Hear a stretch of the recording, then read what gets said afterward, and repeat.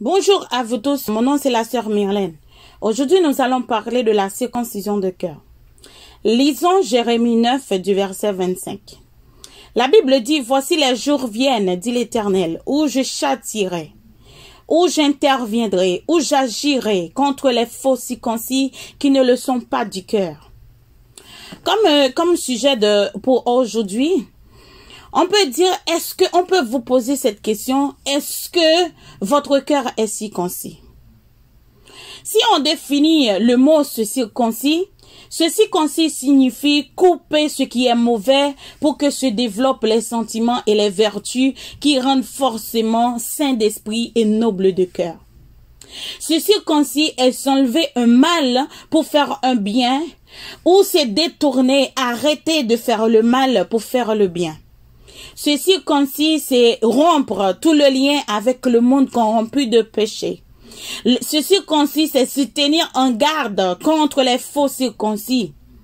Et d'où Philippiens 3 du verset 2 et 3 nous déclare, prenez garde aux chiens, prenez garde aux mauvais ouvriers, prenez garde aux faux circoncis, car les circoncis, c'est nous qui rendons à Dieu notre culte par l'Esprit de Dieu, qui nous glorifions en Jésus et qui ne mettons point notre confiance en la chair. Le cœur, par définition, est un muscle ou l'organe le plus vital et sa fonction consiste à faire circuler le sang dans le corps. Selon le livre Proverbe 4 du verset 23, il est écrit « Garde ton cœur plus que toute autre chose, car de lui viennent les sources de la vie. » Mais bien aimé, le cœur comprend la vie. Le cœur comprend l'intelligence, les motivations, les pensées, la volonté, les désirs de l'homme. Le cœur est indispensable à la vie. Le cœur qu'on peut comparer à l'âme, soit on dit l'âme ou dit cœur. La Bible le considère comme un trésor qu'il faut préserver par-dessus tout. Le cœur, on peut même dire, c'est le siège des sentiments de l'homme. C'est le siège de la volonté de l'homme. Depuis la chute, c'est le cœur qui dicte les faits et les gestes. Et ce dernier le pousse sans cesse à pécher contre Dieu. Le cœur sans la circoncision ou l'âme sans la circoncision, la Bible nous fait savoir que le cœur de l'homme est tortueux. Le cœur de l'homme est trompeur. Toutes les pensées du cœur se portent chaque jour uniquement vers le mal. Le cœur ou l'âme, c'est le siège de la rébellion, de la désobéissance, de la méchanceté. Le cœur, c'est ce qui souille l'homme, selon Marc 7 du verset 20 à 23. La Bible dit, car c'est du dedans, c'est du cœur des hommes que sortent les mauvaises pensées, les adultères, les impudicités, les meurtres, les vols, les cupidités, les méchancetés, la fraude, le dérèglement, le regard envieux, la calomnie, l'orgueil, la folie. Toutes ces choses mauvaises sortent du dedans de l'homme et souillent l'homme. C'est ça que fait en pile monde qu'on a dit, c'est cœur bon Dieu besoin. Oui, mes bien-aimés, pour qui ça c'est cœur bon Dieu besoin? Parce que c'est là donne toute transformation, tout renouvellement de penser l'homme, tout travail que Saint-Esprit doit faire, c'est en d'un cœur. Il doit faire parce que c'est lui-même qui n'est pas compatible au cœur de Dieu. C'est le cœur fin circoncis. C'est le cœur fin régénéré, sanctifié, débarrassé, dépouillé, brisé, lavé, purifié. Et c'est ça tout corps propre. Parce que le corps, c'est le reflet de ton cœur. C'est ça quand dans le cœur ou que corps lui-même n'y reflété. Si cœur pas propre, corps pas propre. Si cœur est propre, corps lui-même la propre. Amen. Parce que le corps est un suiveur, le corps est une enveloppe. Ces messages que nous n'avons pas, c'est l'île capté et c'est l'île reproduit. La Bible dit que les jours viennent. Les jours qu'on peut même comparer aux jours de l'Éternel. au jour du jugement, au jour de la fureur, au jour du retour de Jésus, la Bible nous fait savoir que qu'il châtiera tous les faux circoncis, tous les infidèles, tous les incrédules, tous les non-chrétiens, tout chrétien qui pas régénéré, l'a châtié. Tout comme au temps de Jérémie, le peuple de Dieu, et aujourd'hui encore se détourne de la voie de Dieu et continue à pécher contre Dieu. La Bible nous rappelle, au Jérémie, le chapitre 9, que le peuple va de méchanceté en méchanceté. Il étudie à faire le mal et médite tous les jours de tromperie devant l'Éternel. Leur langue est un trait meurtrier. Il répand des calomnies. Il dit des mensonges. Il abandonne les lois de l'Éternel. Il n'écoute pas la voix de Dieu. Et n'ont même point écouté ou suivi les ordonnances, mais ils suivaient plutôt les penchants de leur cœur, les idolâtries, les impudicités, toutes les choses mauvaises que vous savez, mes bien-aimés. Malgré leurs péchés, le peuple Israël prétend qu'ils connaissent Dieu. Et l'Éternel est fâché. Il les a fait savoir, s'ils ne se repentent pas et ne se détournent pas de leur mauvaise voie, il les exterminera. Il les châtiera au dernier jour. Tous les faux circoncis, tous les circoncis qui ne sont pas du cœur. Mais bien aimé, la circoncision du cœur, c'est quoi? La circoncision du cœur, la circoncision, en fait, est une petite intervention chirurgicale pratiquée sur l'homme consistant à couper le prépuce de l'enfant de sexe masculin quand Dieu l'ordonna pour Abraham et ses descendants. La circoncision devait être un signe de l'alliance de Dieu avec le peuple Israël, à savoir qu'il serait leur Dieu et qu'il serait en retour le peuple de Dieu. Selon Genèse 17 du verset 11 à 14 et Acte 7 du verset 8. La circoncision de chair n'est pas seulement une marque physique, mais aussi un symbole spirituel de la mort de la chair. Ou on peut dire même le rejet de la nature humaine irrégénérée, souillée et mauvaise. Mais malheureusement, les Juifs oublièrent le sens spirituel de la circoncision et préoccupaient seulement d'une simple cérémonie, de sorte que le rite perdit sa valeur aux yeux de Dieu. Par la suite, et Dieu continue avec Moïse, la circoncision fut instituée comme une loi perpétuelle dans l'Exode 12 du verset 44. Cette incision dans la chair était le prix à payer pour suivre Dieu, se consacrer, se tourner entièrement vers Dieu. Or, malgré les ordonnances et ses prescriptions, le cœur de l'homme demeure endurci. Ce qui donnait naissance à une nouvelle alliance avec Jésus, ça veut dire tous ceux et celles qui veulent hériter de la vie éternelle ou rentrer dans le royaume de Dieu, et qui, au travers du sacrifice parfait de Jésus-Christ à la croix, maintenant, il ne consiste plus en une incision de la chair faite de main d'homme, mais c'est l'œuvre de Dieu. Ça veut dire pour avoir un cœur circoncis. Le cœur circoncis ne s'obtient pas par le mérite, mais c'est par la grâce de Dieu. Selon Éphésiens 2 du verset 11 et Colossiens 2 du verset 11. La circoncision de Christ on peut même dire que ça consiste dans le dépouillement du cœur, des œuvres de la chair, le brisement, le renoncement de toute impudicité, toutes les œuvres que Satan a mises en nous. Parce que le vrai combat du chrétien, c'est pas le combat entre toi et les dominations et Satan le diable, mais le vrai combat du chrétien, c'est dans le cœur. Amen.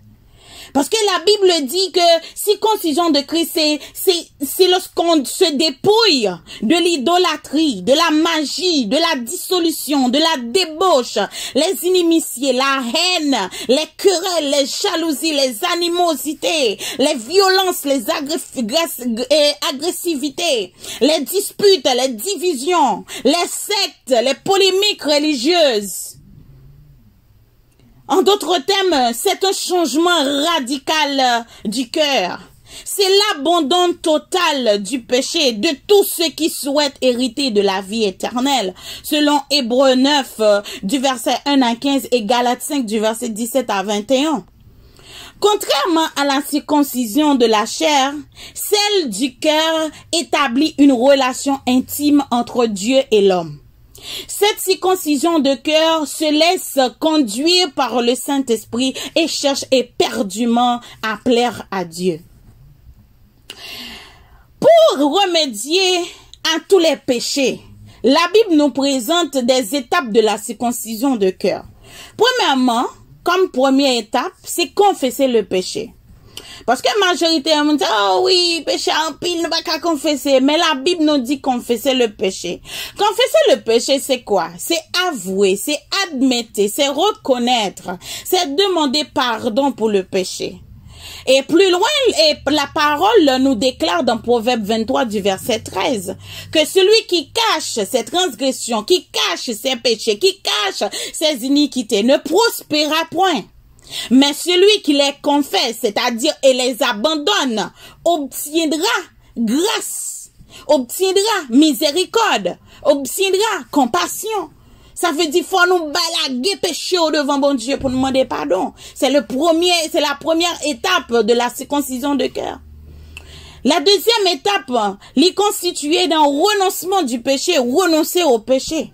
Renoncer au péché, c'est quoi? C'est abandonner, c'est abolir, c'est se débarrasser, renier, éradiquer, briser, se dépouiller du péché pour vivre entièrement et mener une vie consacrée pour Christ. À l'église, on a deux groupes de chrétiens. Il y a, pour le premier groupe de chrétiens, ce sont des personnes qui connaissent bien la parole de Dieu. Mais Dieu n'est pas de bagaille, il y a tout détail de la parole de Dieu. Mais leur cœur n'est pas conforme à la volonté de Dieu. Ils n'ont pas renoncé à soi-même, ni aux œuvres mortes, ni aux œuvres de la chair que Satan a mises en eux. Ils sont comme des pharisiens, des scribes. Ils connaissent la parole. Ils sont des docteurs de la loi. Mais leurs cœurs ne sont pas circoncis. La Bible nous présente dans Matthieu 15, du verset 8 et 9, « Le peuple m'honore des lèvres, mais son cœur est éloigné de moi.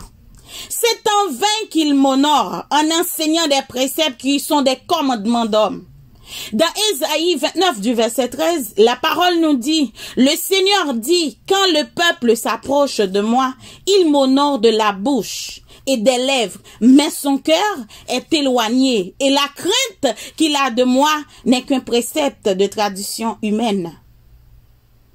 Il y a un autre groupe qu'on appelle les groupes de personnes qui aiment Dieu, qui ont envie de servir Dieu, qui ont envie de faire la volonté de Dieu, marcher dans la crainte de Dieu. Un groupe, mais qui ont un péché ou des péchés, même si ils arrivent à demander pardon pour ce péché, le péché revient à chaque fois. Ce qu'on peut même appeler les récidivistes du péché. Mais la parole nous dit que ne vous découragez pas. Cherchez la grâce de Dieu. Parce que ça qui peut nous donner la paix à notre péché, premièrement, c'est la grâce. Mais la grâce par le moyen de la foi. Et cela, c'est un don gratuit de Dieu. Cela ne vient pas de vous. Ça veut dire que si on est comme ça, si vous voulez, comme si pour bon Dieu lui-même y agit dans vous-même, cherchez, implorez la grâce divine. C'est ça la parole nous dit. Parce que malgré au fin confesser, renoncer péché, mais c'est pas ça seulement pour faire, il faut le remplacer par le bien, il faut le remplacer par les fruits de l'esprit. C'est pas seulement demander bon Dieu pardon pour pécher, demander bon Dieu pardon pour ça fait qui malin, mais il faut le remplacer. Si vous avez de la haine, si vous avez haine dans le cœur, ou remplacer haine par l'amour, ou remplacer orgueil là par l'amour, ou remplacer manque de patience par la patience. C'est là qu'on a le remplacer péché. Parce que la parole, il y a un philosophe qui dit, le philosophe Aristote grec qui dit, la nature a horreur du vide. Ce principe, mes bien-aimés, s'applique à notre vie spirituelle aussi. Parce que Jésus a dit dans Matthieu 12 du verset 43 à 45, lorsque l'esprit impur est sorti d'un homme, il va par des lieux arides, cherchant du repos, et il n'en trouve point. Alors l'esprit impur dit, je retournerai dans ma maison d'où je suis sorti. Et quand il arrive, il la trouve vide, balayée et ornée. Il s'en va et il prend avec lui 7 autres esprits plus méchants que lui. Il rentre dans la maison, s'y établissent et la dernière condition de cet homme est pire que la première fois. Ça veut dire une fois que ou retirer péché, ou détourner, ou confesser péché, tout ça doit faire sur le champ, c'est remplacer péché ça par les fruits de l'esprit. Parce que si on pas remplacer par les fruits de l'esprit, la parole nous dit que Satan lui-même il prend chercher une légion pour venir combattre avant contre premier péché qu'on a pas venir déposer dans ou même encore des œuvres qui plus méchantes, des œuvres mortes encore.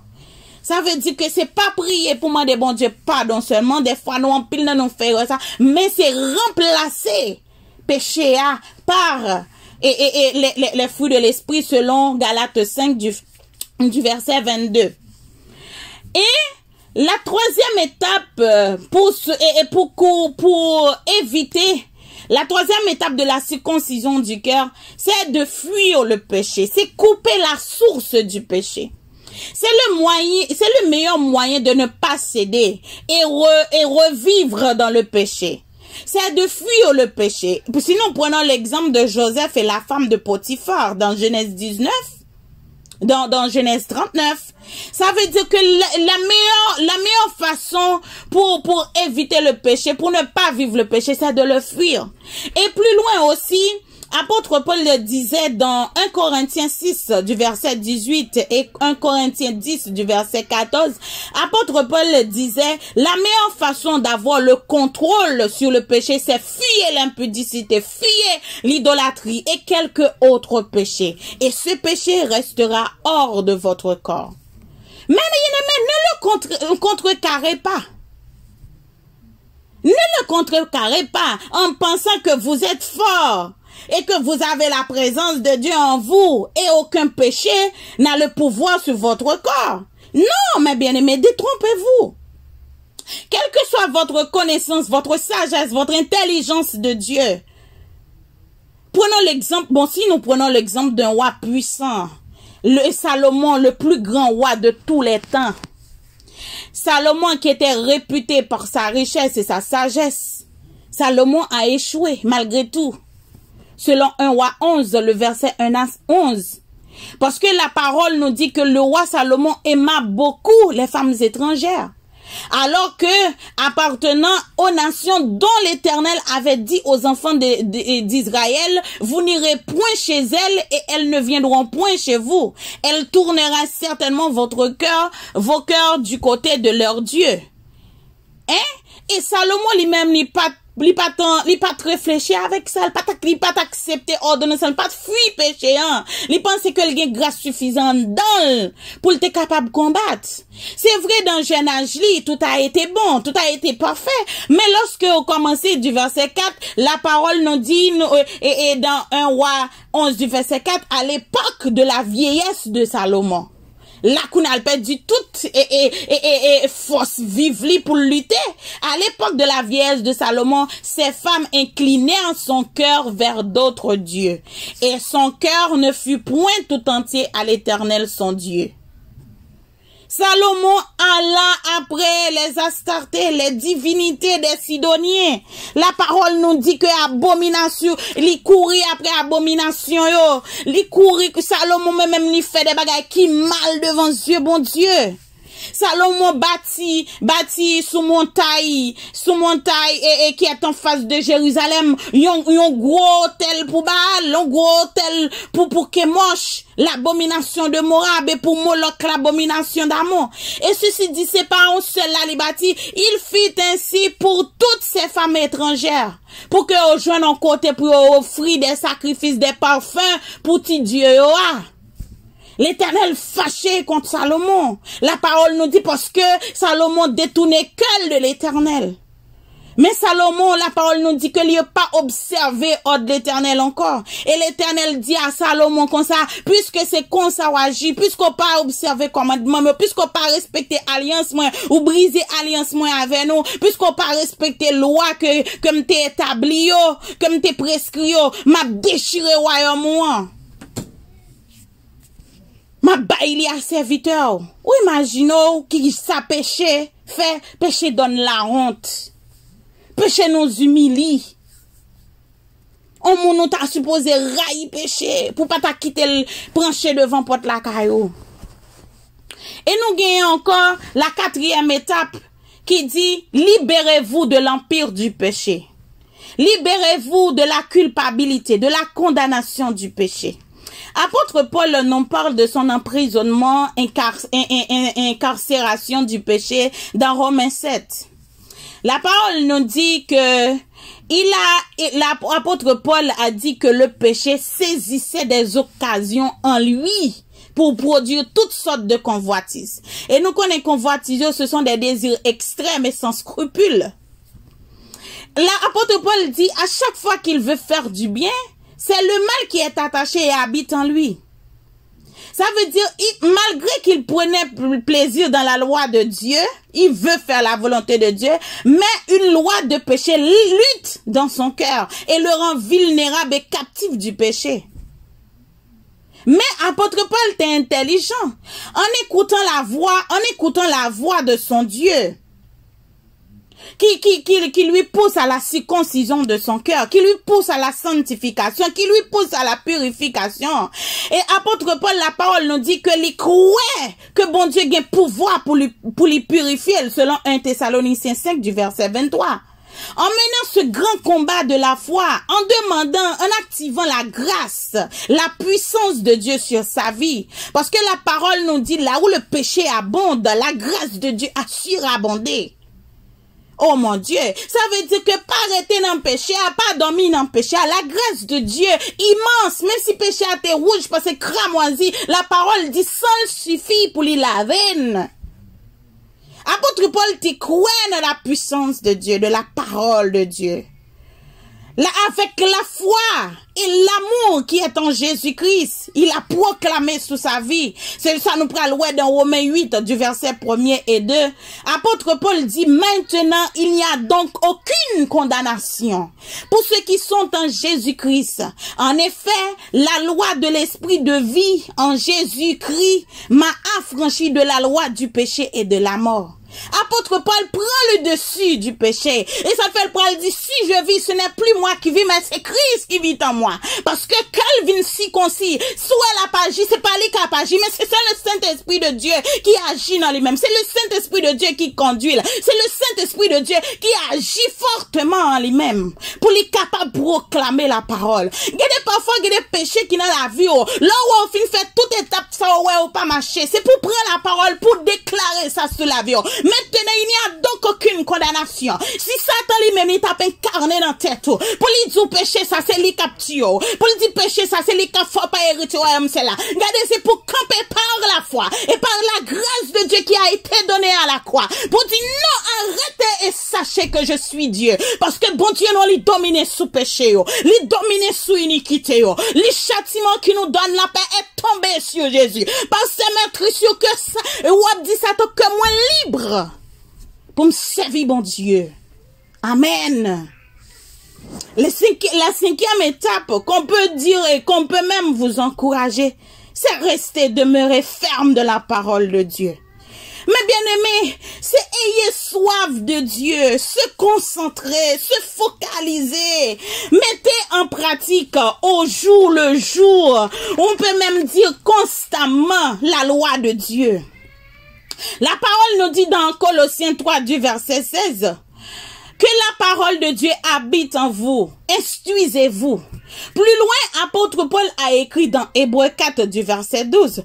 La circoncision est utile. C'est quand on met en pratique la loi de Dieu. Mais si on raidit le cou, on transgresse cette circoncision et devient une incirconcision. Aimer Dieu et prend plaisir dans sa parole de Dieu.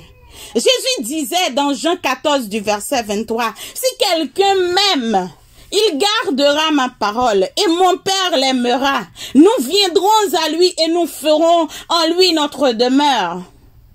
David disait à Dieu dans Psaume 73 du verset 25, qui d'autre, oh my God, ai-je au ciel que toi? Et sur la terre, je ne prends point plaisir qu'en toi.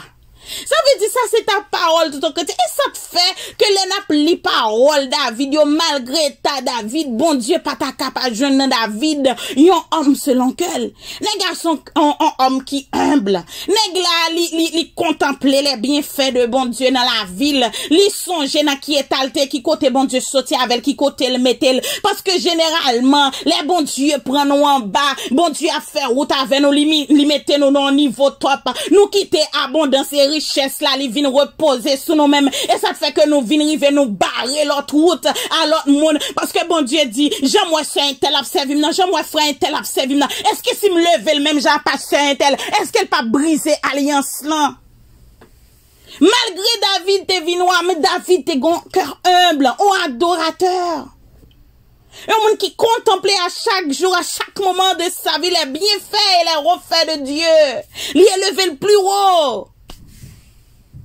Combien de fois, moi-même avant, nous pas qu'à dire parole ça, mais qui soit prend plaisir. Gênez nous, c'est dans la musique mondaine, nous prend plaisir. Gênez nous, c'est dans des choses mondaines, alors que la Bible nous dit, entretenez-vous par des cantiques, par des prières, par des hymnes, avec des actions de grâce. Et la Bible dit que ça, par-dessus tout, prenez toutes les armes de Dieu. Chaque matin, on va sortir habillés par la puissance et l'autorité divine. Mais les nous lever, nous pas faire comme on pouvait pour Satan pas entrer en dans le cœur pour placer les œuvres mortes, les œuvres de la chair. Yon l'autre bagaille encore ou capable de faire après mettre en pratique la parole de Dieu, c'est de vivre et marcher selon l'esprit. Selon Galates 5 du verset 25. Parce que la parole nous dit c'est l'esprit qui vivifie. La chair ne sert de rien, selon Jean 6 du verset 23.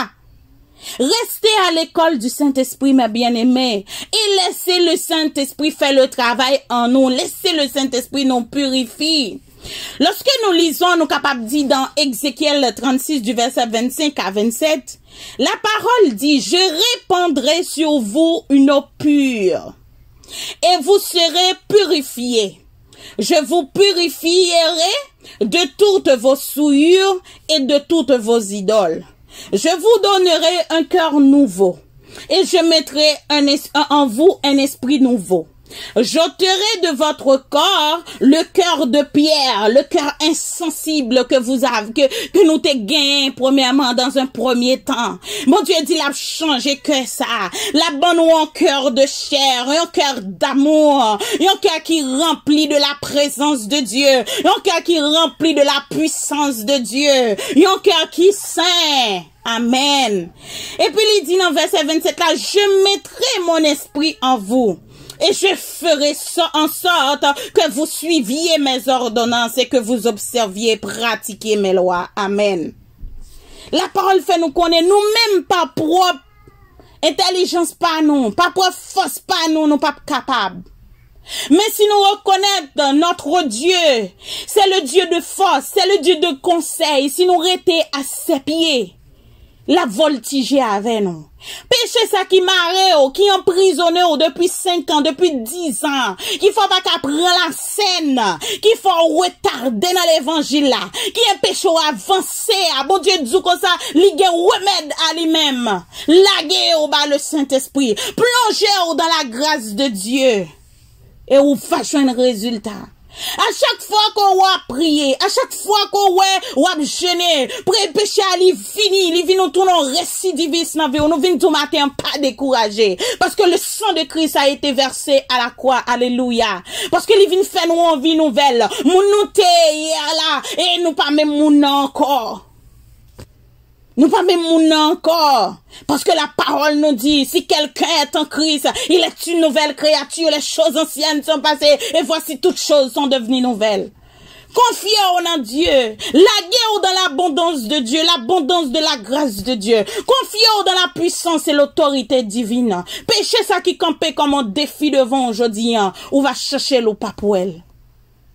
Campez, priez et cherchez les mêmes sentiments qui étaient en Jésus-Christ lorsqu'il était sur la terre. So pas gen la Bible dit demander et on va joindre. Frapper et il va l'ouvrir. Opportuner et il va répondre. Et lorsque moi-même avant nous insister, c'est là ça bon Dieu lui-même la fait grâce. La parole nous dit, il y a un jour qui venu, le dernier jour. Jour ça, tout le monde qui, toute fausse conscient, l'a dit nous dehors. Parce que parole ça qu'a parlé là, c'est pas parole pour monde qui pas mais c'est parole pour monde qui est dans l'église. Malgré foi yo gagné, malgré Jean yo connaît la parole de Dieu, mais quand yo détourné de la voix de Dieu, non yo pas conforme à la parole de Dieu. Je dis à bon Dieu mon pour renouveler. Parce qu'on pas connaît ni jour ni l'heure que l'y a frappé votre cœur. Ni jour ni l'heure que l'y a frappé par la mort. Alors je dis, ces jours de grâce là maintenant. Profitez. Profitez, cherchez bon Dieu. Profitez, demandez bon Dieu. Profitez et purifiez dans mon purifier cœur. Parce que moi-même avant, nous pas combien de jours que nous héritons. Nous connaissons combien nous gagnons. Mais nous pas combien de jours que nous héritons. Et que parole ça capable bénir dans nous. Et si vous t'es béni par rapport avec message là, on va publier là avec l'autre frère, l'autre sœur, pour racheter namni, et pour parler li, et de la circoncision de cœur. Que Dieu vous bénisse. Je vous aime bien. Bye bye.